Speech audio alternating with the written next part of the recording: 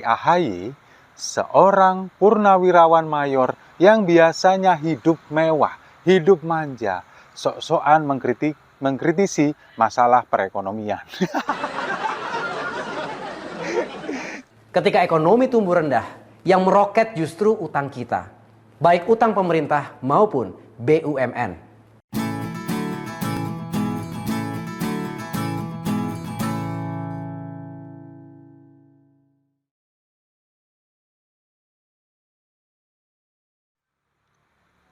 Salam damai untuk Indonesia, berjumpa lagi bersama saya, Papa Dimas. Info kali ini datangnya dari AHY, seorang purnawirawan mayor yang biasanya hidup mewah, hidup manja, sok-sokan mengkritisi masalah perekonomian. Lalu, dia mengatakan bahwa ketika ekonomi Indonesia terpuruk, ketika pandemi lalu, ini tidak sepenuhnya benar bahwa itu dipengaruhi oleh pandemi. Ada pengaruh kebijakan dari pemerintah pada waktu itu. Sok tahu bener ya nih bocah. Sebelum kita lanjut analisa saya, kita saksikan dulu videonya berikut ini. Ketika ekonomi tumbuh rendah, yang meroket justru utang kita, baik utang pemerintah maupun BUMN. Ada yang berdalih, lambatnya pertumbuhan ekonomi karena pandemi COVID-19. Argumentasi seperti ini saya nilai hanya separuh benar. Faktanya sebelum pandemi datang, ekonomi kita juga sudah mengalami permasalahan. Sehingga mesti ada sebab dan faktor yang lain di luar pandemi. Demokrat berpendapat, faktor lain itu menyangkut kebijakan dan langkah pemerintah dalam mengelola ekonomi dan kesejahteraan rakyat. Juga dalam menentukan prioritas pembangunan dan upaya mengatasi krisis. Nah, jadi gini ya, Mas Bro, Mas Agus. Ketika pandemi COVID, mulai awal tahun 2020, masuk ke Indonesia di bulan Maret, lalu berakhir baru saja dicabut pandeminya. Ini memang ekonomi Indonesia terpuruk. Tapi, kalau kita bandingkan dengan negara lain, Indonesia ini masih jauh lebih baik. Bahkan negara-negara maju di Eropa ini banyak yang kemudian chaos, kemudian terjadi penjarahan di mana-mana, ekonomi benar-benar terpuruk. Lalu ketika India, Cina menerapkan lockdown, apa yang terjadi? Mereka hanya memikirkan ini harus lockdown, tapi tidak memikirkan bagaimana masyarakat di kalangan bawah mencari makan. Ini yang terjadi, kemudian rakyat kelaparan, banyak yang kemudian menjarah ke sana kemari.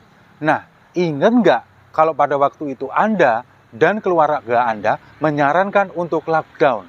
Ngotot lagi. Nah, kalau misalkan pada waktu itu pemerintah Indonesia, Presiden Jokowi kemudian juga memutuskan lockdown, apa yang terjadi? Nah, lu enak, semuanya serba tersedia. Meskipun nggak kerja kayak sekarang, hanya pensiunan mayor, hidup mewah, segalanya terjamin. Entah kita tahu atau tidak, Anda punya bisnis yang lain atau tidak, atau menikmati uang hasil berkuasa dulu, kita juga nggak tahu. Tapi yang jelas, semuanya tersedia. Tapi kalangan di masyarakat bawah yang bekerja di sektor non-formal, ketika mereka kemudian mengandalkan penghasilan sehari-hari, seperti pedagang, seperti transportasi online, dan lain sebagainya. Apa yang terjadi kalau diberlakukan lockdown pada waktu itu, mengikuti instruksi yang disampaikan oleh Anda dan keluarga Anda? Apa yang terjadi? Chaos pastinya. Tapi pemerintah Presiden Jokowi, kemudian bahkan Presiden Jokowi bilang sampai nggak bisa tidur memikirkan ini. Bagaimana caranya supaya masyarakat kita ini tidak kelaparan, ekonomi tetap bangkit, bagaimana supaya penyebaran virus juga tidak terjadi. Makanya diterapkanlah PSBB, lalu kemudian PPKM diberlakukan dengan buka tutup jalan, buka tutup akses, dan lain sebagainya. Itu yang kemudian bisa menyeimbangkan antara perekonomian dan juga penyebaran virus bisa tetap dikendalikan. Ingat, kalau misalkan dulu ikut arahan Anda dan keluarga Anda, gimana jadinya? Chaos pastinya. Itulah yang tidak Anda pahami. Jadi jangan sok-sokan mengkritik lah. Mengkritik boleh memang, tapi harus berdasarkan data. Nih, kalau nggak percaya, saya kasih data. Anda mengatakan bahwa kalau ekonomi terpuruk tidak sepenuhnya karena pandemi COVID, karena Anda mengatakan bahwa ketika sebelum pandemi COVID saja, itu ekonomi sudah tidak baik-baik saja. Benar, tapi tepatnya ketika tahun 2004 sampai tahun 2014. Ketika Presiden Jokowi belum memimpin, siapa presidennya? Ya bokap lu. Coba sekarang kita bandingkan. Ketika pandemi COVID melanda di Indonesia, di pertengahan tahun 2021, inflasi tertinggi di Indonesia mencapai 5%. Itu yang paling tertinggi semasa pemerintahan Presiden Jokowi. Sebelumnya pernah ada, ketika Presiden Jokowi baru saja menjabat di tahun 2014, di akhir tahun 2014, inflasi ini sempat tinggi sekitar 8%. Tapi itu di bulan Desember. Sementara Presiden Jokowi baru menjabat bulan apa? Bulan Oktober. Nah, dari bulan Januari sampai bulan September, siapa yang menjabat? SBY. Itu perekonomian Indonesia terpuruk pada waktu itu. Mundur lagi ke belakang, di tahun 2008, bulan Desember, ketika pemerintah Presiden SBY baru saja menaikkan harga BBM. Berapa angka inflasinya? 11%. Itu karena siapa? Siapa presidennya? Masa ya harus dijawab sih? Nah itulah, itu hanya gambaran kecil tentang inflasi. Ketika Anda kemudian mengkritik kebijakan ekonomi pemerintah Indonesia, bahwa perekonomian terpuruk ini bukan hanya karena pandemi, tapi ada kebijakan dari pemerintah yang membuat masyarakat ini terpuruk.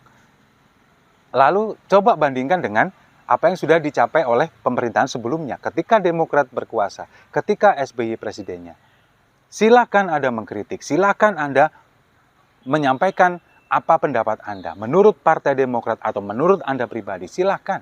Tapi harus berdasarkan data dan fakta. Jangan menutup apa yang sudah dilakukan oleh Presiden SBY pada waktu itu. Nah ini baru masalah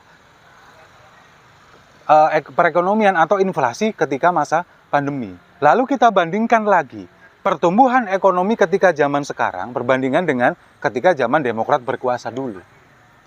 Infrastruktur sajalah, tentang jalan tol, kemudian jalan provinsi, jalan kota, kabupaten, yang sangat berpengaruh dengan perekonomian masyarakat. Distribusi orang dan barang semakin mudah, memperpendek jarak, memperpendek waktu, memangkas ongkos perjalanan untuk distribusi barang dan sebagainya. Ini kan kemudian meningkatkan perekonomian masyarakat. Lalu ketika di setiap kesempatan AHY selalu mengatakan masyarakat tidak butuh infrastruktur yang terlalu jor-joran. Ini apa?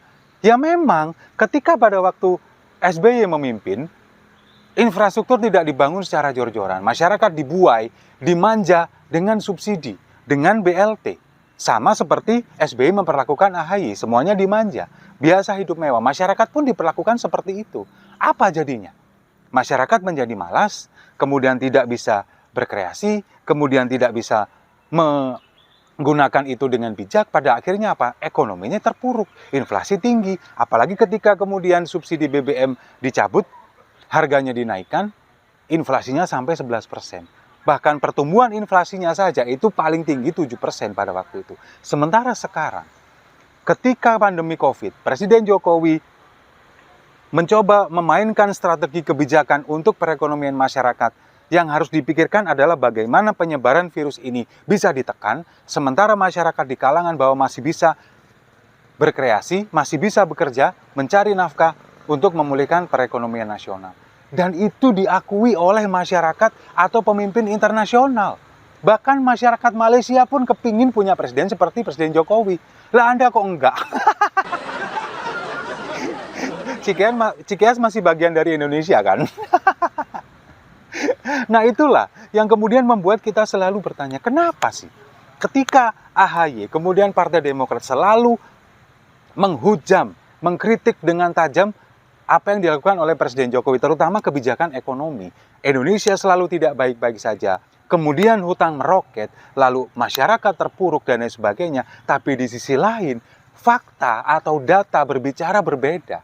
Kepuasan masyarakat kepada Presiden Jokowi mencapai 82%. Kemudian tingkat kepercayaan masyarakat Indonesia kepada Presiden Jokowi mencapai 90%, lalu Anda adalah bagian dari yang sedikit itu, tidak percaya dan tidak puas dengan Presiden Jokowi. Maunya apa? Ketika Anda mungkin berkuasa nanti, apakah bisa melakukan apa yang dilakukan Presiden, seperti yang dilakukan Presiden Jokowi? Saya rasa belum tentu, orang bapaknya aja nggak bisa.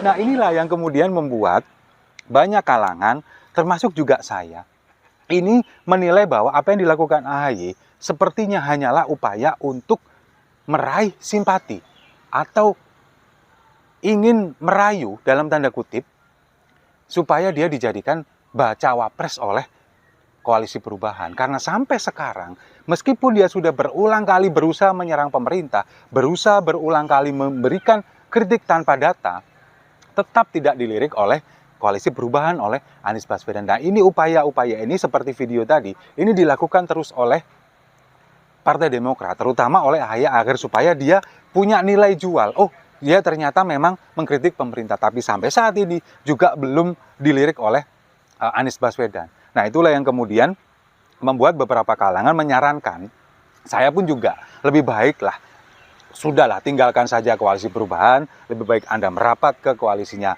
Ganjar Pranowo ataupun juga Prabowo Subianto. Ketika nanti salah satu ini menjadi presiden, ya kita berharap Ganjar Pranowo ya. Kemudian menjadi presiden, paling nggak Anda bisa bergabung, kemudian mendapatkan minimal jatah menteri. Belajar politik di sana, belajar bagaimana Anda ada di jajaran pemerintah. Supaya apa? Supaya nggak nyinyir terus, supaya tahu bagaimana kinerja di pemerintahan. Apalagi kalau misalkan nanti diberikan jatah menteri yang kira-kira harus membenahi sesuatu yang bobrok. Disitulah tantangannya. Anda harus bisa membuktikan nanti bahwa Anda layak menjadi seorang pemimpin. Jangan seperti sekarang. Nyalon di gubernur DKI kalah, kemudian juga karir di militernya juga hanya sebatas mayor dan sekarang sudah jadi purnawirawan, lalu belum pernah menjabat apapun di pemerintahan, jadi ketua parpol juga hasil giveaway. Sekarang ngotot kepingin jadi cawapres ataupun capres, tapi memberikan kritik dengan cara yang kurang elegan, tanpa data, ngasal, dan tidak mau memperbandingkan antara capaian Presiden Jokowi dengan Presiden SBY dulu. Nah, jadi seperti itulah, Mas Agus, mumpung waktu masih panjang, belum terlalu, cobalah mindset-nya dirubah. Ketika Anda kemudian sudah bersusah payah untuk menyerang pemerintah tapi Anda tidak dianggap, kan lebih baik Anda bergabung. Minimal Anda akan mendapatkan sesuatu yang sangat berharga, yaitu sebuah pengalaman ketika Anda memimpin sebuah lembaga. Itulah yang harus dipikirkan. Jangan buru-buru kepengen menjadi cawapres atau capres, tapi pengalaman belum ada, kemudian juga memperbandingkan sesuatu dengan data yang salah. Setuju ya? Saya rasa itu. Terima kasih sudah menyimak. Jangan lupa like, komen, dan subscribe. Sampai jumpa di video-video saya selanjutnya. Salam damai untuk Indonesia.